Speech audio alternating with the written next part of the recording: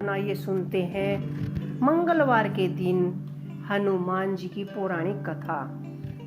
एक समय की बात है, एक ब्राह्मण दंपत्ति की कोई संतान नहीं थी, जिसके कारण वे बेहद ही दुखी थे। एक समय ब्राह्मण वन में हनुमान जी की पूजा करने के लिए गया। वहां उसने पूजा के साथ महावीर जी से एक पुत्र की कामना की। घर पर उसकी स्त्री भी पुत्र प्राप्ति के लिए मंगलवार का व्रत किया करती थी। वह मंगलवार के दिन व्रत के अंत में हनुमान जी को भोग लगाकर भोजन करती थी। एक बार व्रत के दिन ब्राह्मणी ने ना तो भोजन बनाया पाई और न ही हनुमान जी को भोग लगा पाई। उसने प्रण किया कि वह अगले मंगलवार को हनुमान जी को भोग लगाकर ही भोजन करेगी। यह भूखी प्यासी 6 दिन तक पड़ी रही। मंगलवार के दिन वह बेहोश हो गई।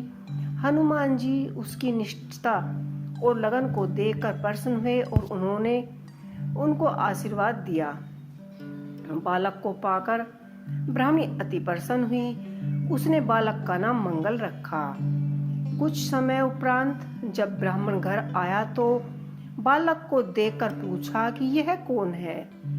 पत्नी बोली, मंगलवार व्रत से प्रसन्न होकर हनुमान जी ने उसे यह बालक दिया है। ब्राह्मण को अपनी पत्नी की बात पर विश्वास नहीं हुआ।